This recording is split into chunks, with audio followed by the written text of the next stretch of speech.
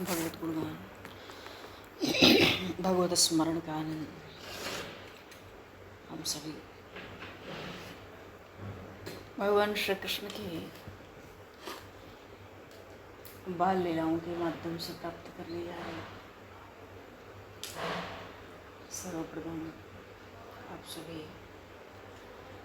भक्तजनों के श्री चरणों में भगवत भाव से सादर वंदन सादर नमन। आप सभी को यथायोग्य जय श्री राम, जय जय श्री राधे, हरि शरणम, जय श्री हृदयाभात।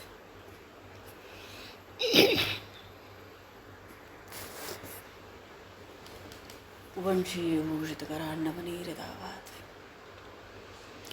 पीताम्बरादरुणबिम्ब फलाधनुष्ठात् पूर्णेन्दु सुंदर मुखादरविन्दनेत्रात् कृष्णात् परं किमपि तत्त्वमहं न जाने, कृष्णात् परं किमपि तत्त्वमहं न जाने।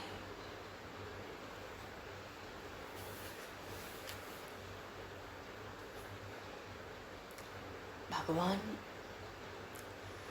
तो जीव के संपूर्ण मनोरथों को पूर्ण करने वाले, भगवान जीव मात्र के अंतःकरण के स्वामी हैं। दीनों पर दया करने वाले ऐसे भगवान गोविंद, भगवान गोपाल,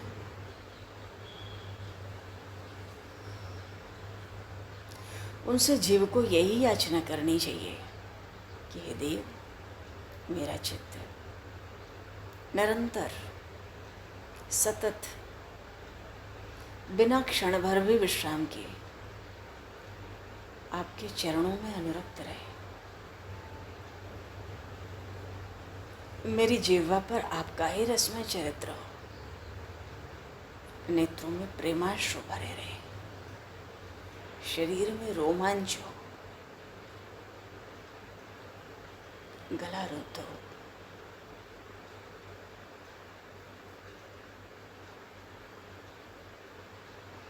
श्रीमद् भागवत में भाव आया, वाग्गद्गदा द्रवते यस्य चित्तम,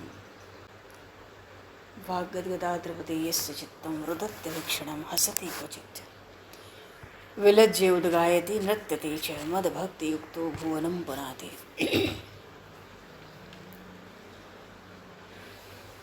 ऐसे भक्त स्वयं को ही नहीं वरन संपूर्ण पृथ्वी मंडल को पवित्र कर देते हैं।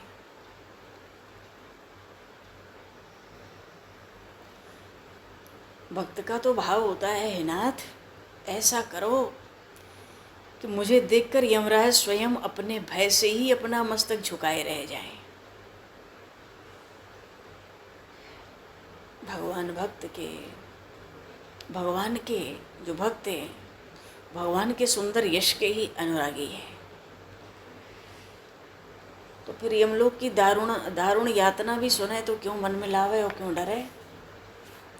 उसको भय होता नहीं है भगवान का। जब जीव के मन में ये कामना होती है कि हम भगवान की कथा सुने, हे प्रभु शांति मिले, समय मिले, आपकी कथा सुने, एकांत में कथा सुने, अंतःकरण जीव का तभी शुद्ध हो जाता है।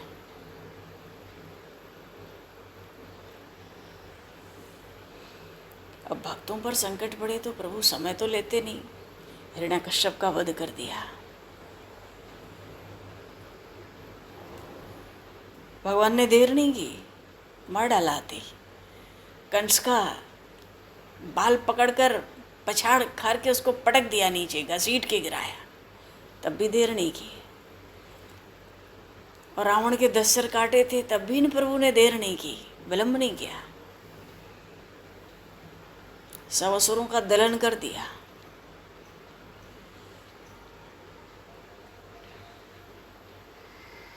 भक्तजन हाथ जोड़कर प्रभु से प्रार्थना करते हैं,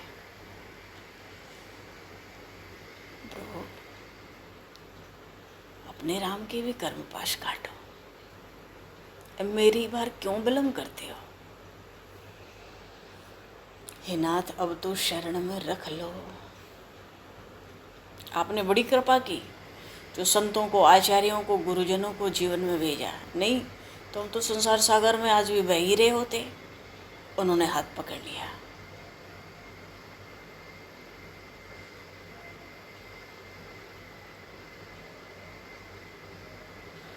जीव जब सोचता है मैं कुछ भी हूँ, तभी तक परमात्मा को भूला है, परमात्मा का साथ छूटा है।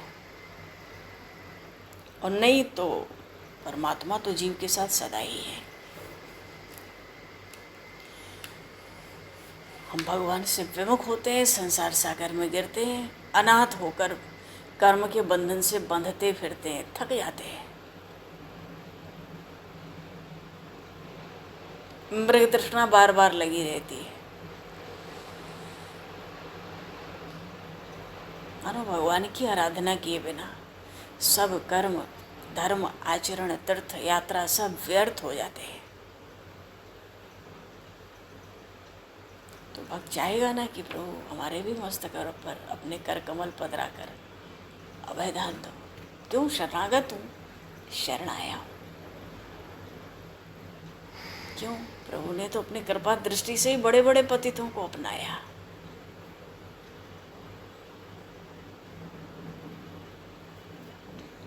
भगवान के लीला चरित्र मन वश में होता नहीं है। भगवान के गुणगान और चरित्रों से ही मन वश में हो सकता है।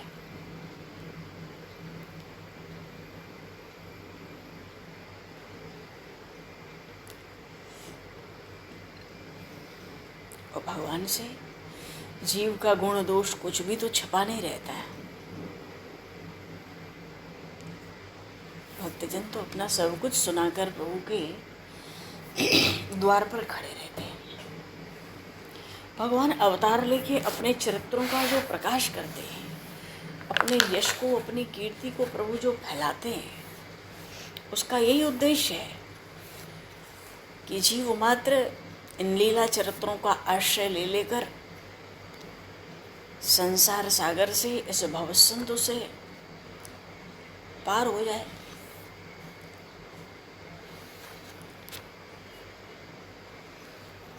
भगवान ब्रज में श्री बाल कृष्णलाल मधुराति मधुर लीलाएं करते हैं। मर्यादा पुरुषोत्तम होते हैं तो हर कर्म, हर चरित्र बड़ी मर्यादित होते हैं। पर लीला पुरुषोत्तम है, प्रेम पुरुषोत्तम है। हट करते हैं, अभी से हट करना सीख गए। वैसे भी ब्रज की भाषा थोड़ी कड़क है। यहाँ आप तो किसी को कहते नहीं, कितना बड़ा साधु संत आ जाए तुम ही बोलेंगे ब्रजवासी, महाराज तुम कैसे हो, महाराज तुम बड़े दिन पर पधारे, तुम ही बोलेंगे। आप शब्द ब्रज में नहीं है। भाषा भी कड़क है। तभी तो वर्षगांठ में जा रहे हैं, पोटली बंधी पई है, बाएं हाथ से टटोल रहे हैं, मैया से कह रहे हैं दाऊ को बांध। अरे मैया दाऊ को बांध, आग्रह नहीं है, बांध, भद्र को बांध, किसी को तो बांध।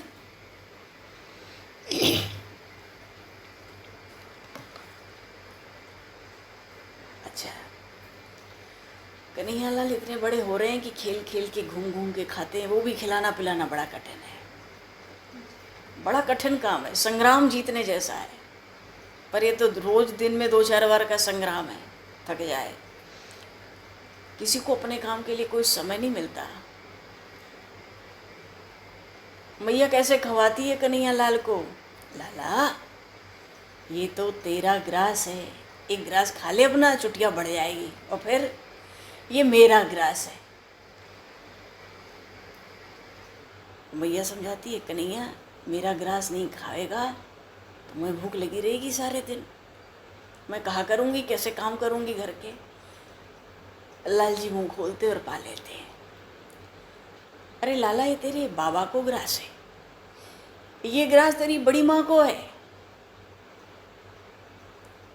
और ये तेरी मैया सामने बैठी है ना, ये अतुला, ये इसका ग्रास है। किसी प्रकार मुख में ग्रास लेके इधर उधर नाचने घूमने लगते हैं।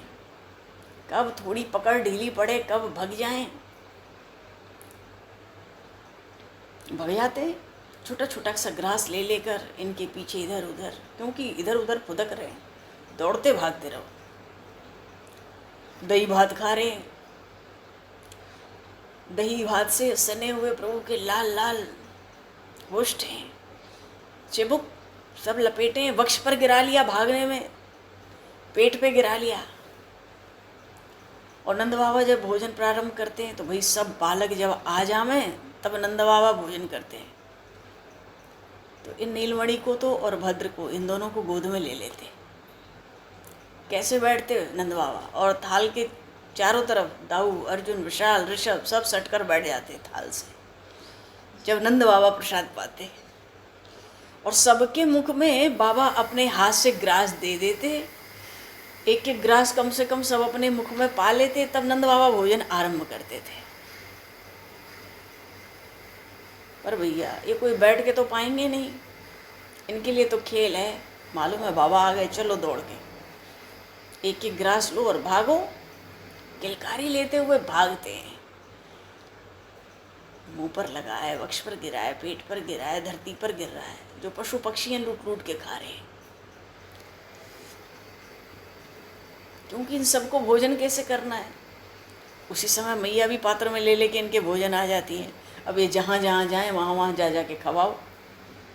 क्यों, जब प्रसाद पाएंगे तो कूदेंगे, नाचेंगे, नाचते कूदते भोजन करना रुचता है। और लेना भी 2-4 ग्रास ही है, ज़्यादा कुछ नहीं लेना है।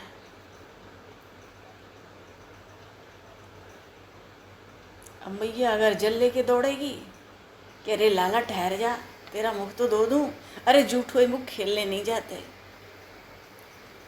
तो वही एक एक को पकड़ो, खड़े खड़े ही किसी प्रकार इनका मुख, इनकी ठोड़ी, इनके वक्ष पोंछो।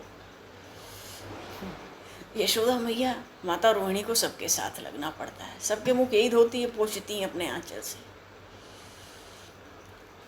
एक दिन कन्हैयालाल मैया से कहते, मैया आज मोए छोटी सी रोटी बनाए दे, रसोई में चले आए आज प्रभु। मैया रसोई कर रही है, सेविकाएं सब तैयारी कर रही हैं, मैया झटपट अपने हाथ से, क्योंकि भोग लगना है ठाकुर जी को नित्य। आज लाल जी आके कहते हैं, मैया मुझे एक छोटी सी रोटी बना के दे दे।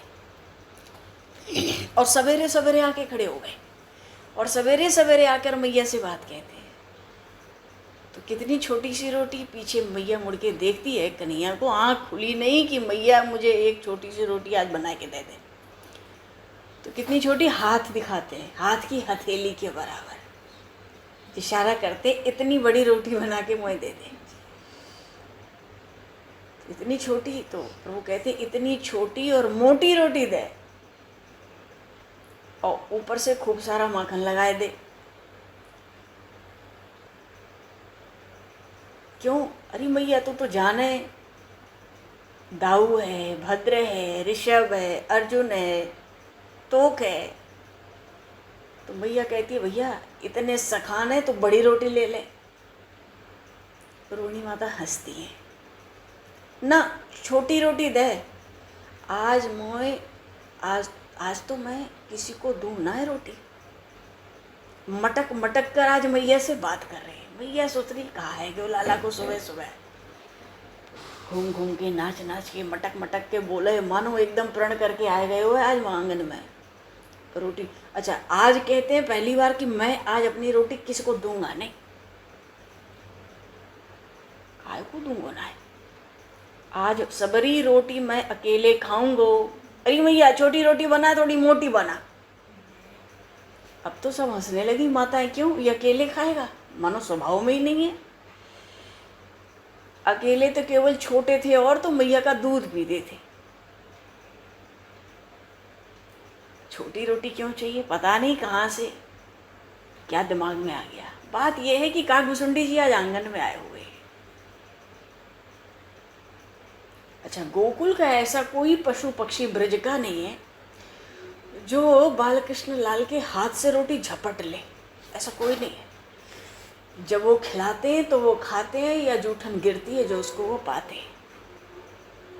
चलो, ये नीलमणि मोटी सी छोटी सी रोटी हथेली के बराबर, उस पर माखन रखकर और थोड़ा सा मोदक लगाकर लेकर निकले। तो वही जब निकले तो बिल्ली, श्वान, कौवे, मोर, बंदर सब घेर लिया आगे। पर बात ये कोई छीनता नहीं है। हाँ, ये हाथ बढ़ा दे तो भी कोई लेता नहीं है। फिर प्रभु कैसे खवाते? अपनी दो दो उंगलियों से तोड़ तोड़ कर, अंगूठा और तर्जनी मिला ली, अब कितना टूटेगा वो। अपनी दो उंगलियों से तोड़कर तनिक सा टुकड़ा जिसको दे देगा कन्हैया, वही झपट कर उठा लेता। बोलिए श्री बाल कृष्ण लाल की। ये चल रहा है नंद भवन में। क्यों? जितने पशु पक्षी वहां आते हैं ब्रज के, गोकुल के, मैया के प्रांगण में, कन्हैया दे तनिक तनिक तो वो लेंगे। कोई कन्हैया के हाथ से छीन नहीं सकता। अरे कोई कंगाल का घर है क्या? कंगाल का घर नहीं है, ब्रजपति का घर है, नंद बाबा का। पशु पक्षी क्या मर भूखे रहेंगे यहाँ पे? सब पाते हैं खूब। क्यों? यशोदा मैया खुद ही इनको दाने, रोटियां, तृण पशु पक्षियों को सबको देती रहती।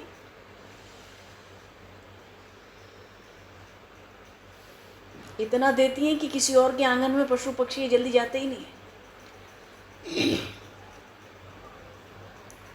मैया तो पंचबली करती है, सोचती है कोई कौआ आवे पंचग्रास का प्रसाद पा लिया करे। पर आज तो कन्हैया छोटी सी मोटी सी रोटी लेकर चला है। बाएं हाथ पर माखन से चुपड़ी हुई छोटी सी रोटी है, बाएं हाथ की हथेली पर उतनी बड़ी, और दाहिने हाथ से तनिक तनिक तोड़ तोड़ कर मुख में डालते हैं। अपने मुख में डाल रहे हैं। अभी दिगंबर हैं, एकदम नीलमणि नव घन सुंदर, नाच रहे हैं घूम घूम कर। आज किंकण बज रही है, नूपुर बज रहे हैं, कंकण बज रहे हैं, रुंझुन रुंझुन प्रभु नृत्य कर रहे हैं। बिल्लियां हैं कि अब इनको दूध भी नहीं पीना। मोर हैं, कबूतर हैं, इनको दाना नहीं चुगना। बानरों को, कौओं को कोई रोटी नहीं चाहिए, कोई मोदक नहीं। जब प्रभु घूम घूम के नृत्य करते ना, और ये उनके आभूषणों के जब स्वर होते, सब पशु पक्षी सब छोड़ छाड़ कर उन श्याम सुंदर के पास घिर आते। नाचते नाचते थोड़ा थोड़ा टुकड़ा देते, जिसको देते वो उठाता। एक टुकड़ा अगर तोड़कर फेंक देते प्रभु छोटा सा, तो सब झपटते और प्रभु किलकारी मारते। भैया अब तो पीछे से सब सखा मंडली रोटी ले आई। अरे कन्हैया मेरी रोटी देख। क्यों? आज सबको छोटी छोटी रोटियां चाहिए। क्या करेंगे ये सब? तनिक सा टुकड़ा तोड़ेंगे और पास के सखाओं के मुख में डालेंगे एक दूसरे के। कन्हैया दाऊ को, भद्र को, तोप को बार बार खिला रहे, पर कन्हैया के हाथ की रोटी कोई छू नहीं सकता। और कोई सोचे कन्हैया के हाथ की रोटी थोड़ी सी तोड़ लो, हाथ बढ़ावे तो हाथ हटाकर घूम जाते, हट जाते, मानो खिजाओ मत, रिझाओ मत। वो स्वयं तोड़कर अपनी रोटी खवाएंगे जो तो ठीक है, कोई उनकी रोटी को छू नहीं सकता, तुरंत हाथ लगाते। इतने में मैया देखी आगे आए, बड़ा ढीठ है काग, बड़ी रोटी तो ये उठा नहीं पाएगा। इसीलिए कन्हैया की छोटी रोटी लेने के चक्कर में ये रहता है। पहले तो ये चुपचाप दूर बैठकर देखता रहता है। छोटे छोटे टुकड़ों की जब लूट मचाता है बालकृष्ण, तो ये झपटता नहीं है, और पीछे से उन कन्हैया लाल ने बाएं हाथ पे रखी जो रोटी है, माखन का लौंदा है, जो बचा कुचा हवा है, इस काक की ओर हाथ बढ़ाया, झपट्टा मार के भैया ले उड़ा। बोलिए श्री काक भुजंडी जी महाराज की जय। ऐसे जितनी रोटी बचती पूरी रोटी ले जाता। मैया सोचती बड़ा ढीठ है ये काग ही इतना ढीठ है यहाँ पर, दूसरा ऐसा कोई नहीं करता। और ये नीलमणि कितना मुग्ध होकर इसको देखता रहता है। और गोपियाँ मांगेंगी तो कन्हैया ला मुझे दे तो सही। हाथ में रोटी हो, माखन हो, मोदक हो, गोपियाँ मांगती हैं। फिर जिस पर बहुत दया आएगी ना, वैसे तो ये दयानंद हैं, पर उस समय जिस पर बहुत दया आ जाए अचानक, उसी के हाथ पे थोड़ा बहुत कुछ दे सकते हैं। तनिक सा टुकड़ा तोड़ेंगे 2 उंगली से, कितनी सी रोटी, कितनी सी उंगली और कितना निकलता होगा 2 उंगली के बीच में दब के, और अपने ही हाथ से देंगे, कोई छू नहीं सकता। और देंगे कैसे? पास आकर मुख में डाल देते हैं और डालकर पूछते हैं प्रभु और अरे बहुत कम को इनकी ऐसी कृपा मिलती है। और आजकल तो लग रहा है ये मधुमंगल ने इनको अंगूठा दिखाना भी सिखा दिया है। मांगो तो पूरी रोटी और मोदक बढ़ा देता है गोपियों के आगे, और जब वो लेने को हाथ बढ़ाती हैं तो अपना हाथ खींचकर दाहिनी मुट्ठी बांधकर अंगूठा हिलाने लगेगा। बोलिए श्री बाल कृष्ण लाल की, श्री नंद नंदन श्याम सुंदर भगवान की। देख लो लीला क्रम कितनी तेजी से बढ़ रहा है। अंगूठा दिखा रहे हैं गोपियों को, हाथ बढ़ावें तो अपना हाथ खींच लें। अंगूठा बस हिलाते नहीं, अंगूठा तो हिलाते हैं और हंसते हंसते मटकते रहते हैं, वहाँ झूमते रहते हैं, क्योंकि उनको मालूम है, सबको मेरा नियम पता है, मेरे हाथ की रोटी कोई ले नहीं सकता, छू भी नहीं सकता। अब खेल में लगे हूँ तो बुलाना बड़ा कठिन है। भगवान अपने घर में तो माखन चोरी थोड़ी बहुत कर चुके हैं और बातें खूब बना लेते हैं मैया से। मैया देखती है लाला कितना चतुर है, कितनी बुद्धि लेकर आया है दुनिया में, कैसे बुड्ढों की तरह बातें बना लेता है इधर उधर की। आगे माखन चोरी की भी लीलाएं हैं। अभी थोड़ा घर में करें, फिर बाहर शुरू कर देंगे। कोई बड़े हो गए थोड़े ही, तो जहाँ पहुँचे झपटो लूटो। अरे आनंद ही आनंद, रस ही रस, प्रेम ही प्रेम देने प्रभु आए। ब्रज के लीलाएं तो प्रभु की बस यही है, प्रेम और आनंद से परिपूर्ण। अब खेल में लगे हों, कोई बुलाना चाहे, बहुत बड़ा कठिन काम है। भूखे भले ही रहें और कितना भी पुकारो, थक जाओ, गिर पड़ो, सुनेंगे नहीं। और पास जाओ तो भागना शुरू कर देंगे। और बल पर मैया उठावे तो मचल मचल कर रोने लगेंगे। और मैया ज़्यादा जोर से पकड़ ले, ज़्यादा उछल कूद गोद में न कर पावे, तो किसी तरह धूल में आ जाए तो फिर लोट पोट होना शुरू, चालू। मैया कहती है देख तू भूखा है, बड़ी देर है गई, तेरे बाबा भोजन को बुला रहे, चल। लेकिन सब व्यर्थ है, सब अनसुनी कर देंगे प्रभु।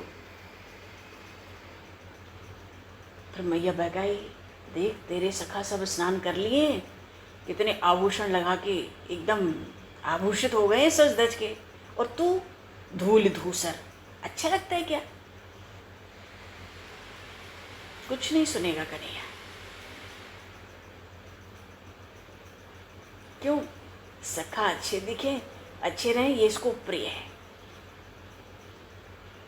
फिर मैया कहती है महर्षि आ गए, तुझे बुला रहे हैं, गोदान करेगा आज।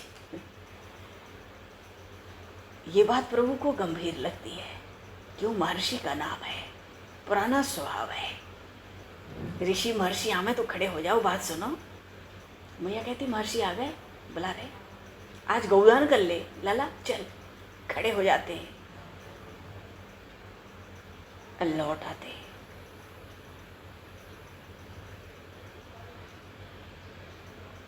अब कभी रूठ जाएं तो मानेंगे कैसे?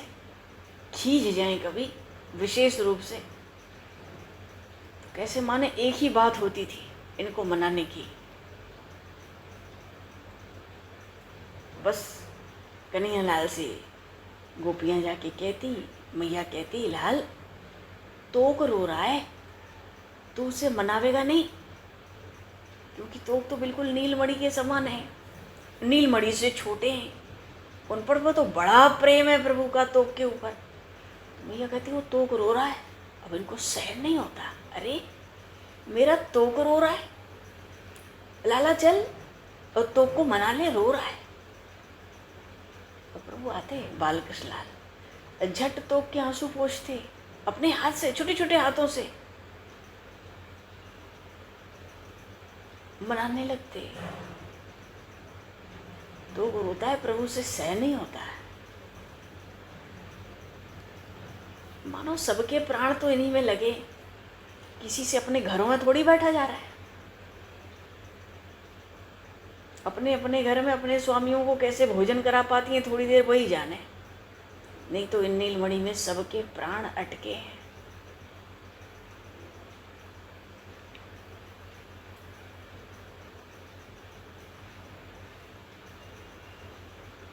तो नंद बाबा के 5 भाई तो हैं और 2 बहनें भी हैं, एक सुनंदा और एक नंदिनी।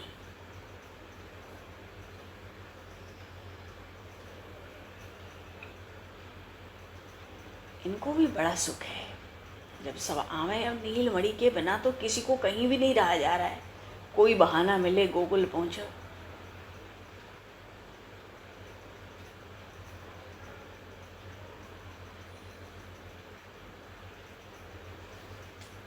बहुत आनंद होता है। सबसे पहले जब प्रभु का प्राकट्य हुआ तो सुनंदा जी को ही सबसे पहले पता चला बालक का जन्म हुआ है। उनको तो अभी भी लगता है नन्हा सा नीलमणि जब से आया एक पल भी मुझसे छोड़ा नहीं जाता।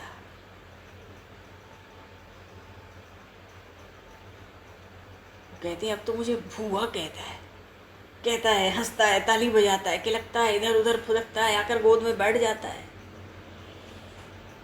लाल लाल कोमल कोमल हाथों से मेरी ठुड्डी पकड़ लेता है, बार बार मेरे मुख को अपनी मुख की ओर घुमाता है, भूआ भूआ करता है, क्यों थोड़ा तो तुलाता है। अब कोई बालकृष्ण कोई खिलावे, कोई चढ़ावे, कोई रुलावे, बिल्कुल असहनीय है प्रभु को। क्यों? मानो प्रभु भी कहना चाहते हैं, अरे मैं तो केवल स्नेह करने के लिए हूँ, मैं तो केवल प्रेम करने के लिए हूँ, तुम काहे खिंचाओ, काहे जड़ाओ, काहे रुलाओ, मुझसे प्रेम करो।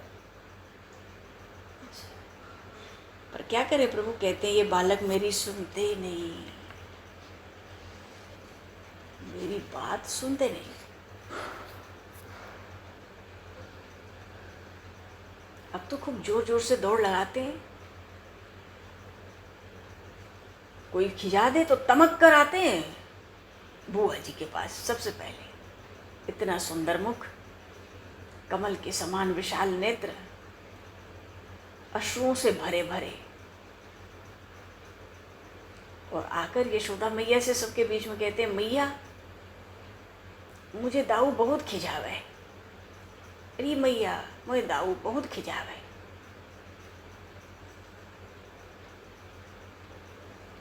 बड़े भाई से सामने झगड़ना तो जानता नहीं कन्हैया। मैया सोचती कुछ हुआ होगा, वो लाहना देने आया है।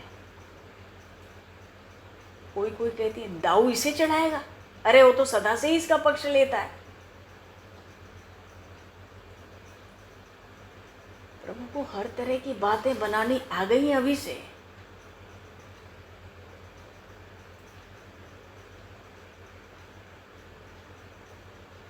दाऊ जी खींचते क्यों हैं, दाऊ जी पर शिकायत क्यों करते हैं?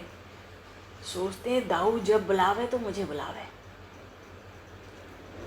दाऊ अगर किसी दूसरे सखा को बुला लें, अपने मुंह से भद्र को बुला लें, तो को बुला लें, ऋषभ को बुला लें, तो इनको बहुत बुरा लगता है। क्यों? दाऊ जब बुलावे तो मुझे बुलावे। पर दाऊ का स्वभाव अलग है, उसको तो सब भाई सब सखा प्रिय हैं।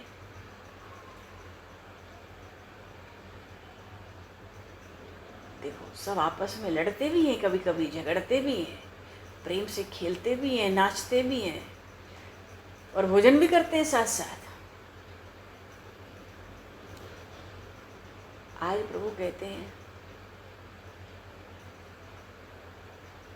दाऊ कहते हैं कन्हैया लाल से, कन्हैया काला है, काला भी कहीं अच्छा होता है? तो बाल कृष्ण ने कहा, क्यों, काला तो तोक भी है, वो क्या अच्छा नहीं है? वो तो बहुत अच्छा है, मुझे बहुत प्यारा है। अब खींचने की बात तो हो गई।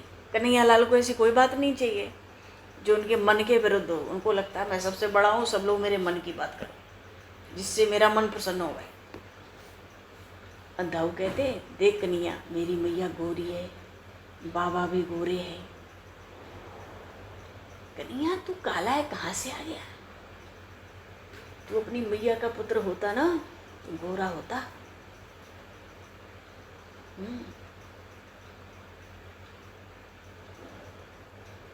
लगता है मैया ने तो तुझे हणिया भर दही देकर किसी काले काले पुलिंद से लिया है। और तो क्रोध के मारे मुख लाल लाल, बात भले ही समझ ना आई हो कछु, नेत्रों से बिंदु टपकने लगी। ये भुवन सुंदर रोने लगे। गोपियों को हंसी आ गई। पर बात है भाई, इस समय प्रयास नहीं किया जा सकता। क्यों?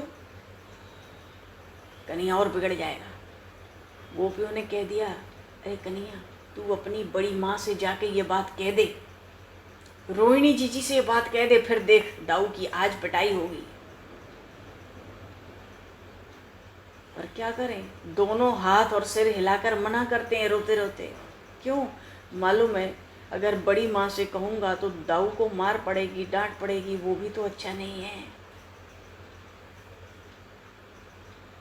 इसलिए अपनी मैया से कहने आया हूँ। जानता हूँ दाऊ को कुछ कहेगी नहीं, मुझे ही कुछ फटकारेगी।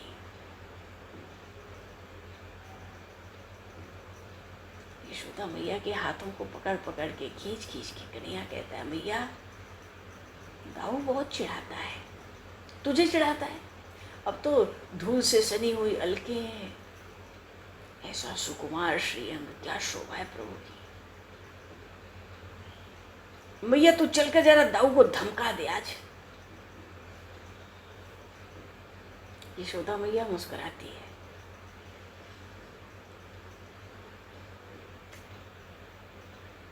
क्यों मैया, थोड़ा भी धमका दे तो सबको सिखा रखे हैं पहले से, ताली बजा बजा कर सब कूदो सब हंसो।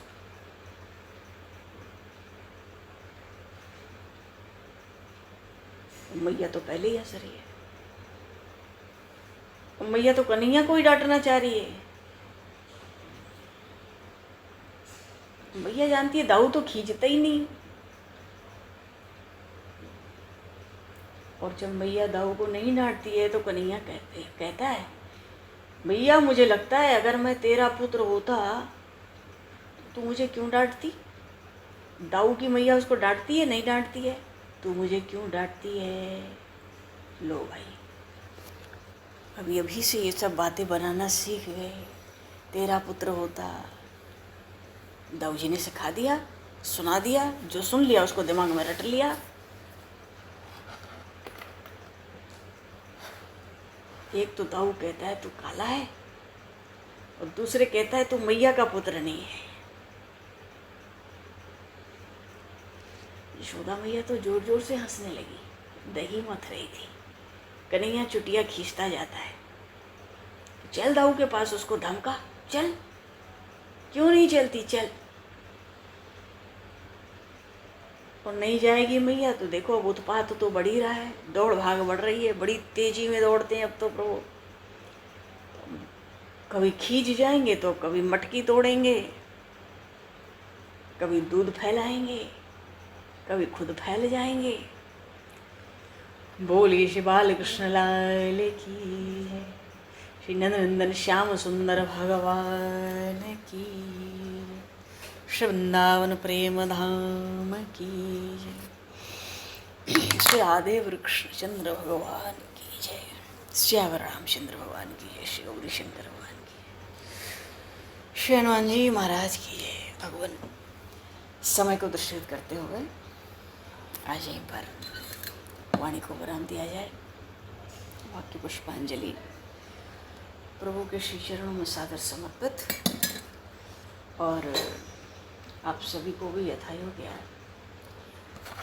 जय सिया राम, जय जय श्री राधे, हरि शरण, जय श्री सीताराम। जय श्री राम, जय श्री राम, जय श्री राम। जय गुरु महाराज, जय श्री राम।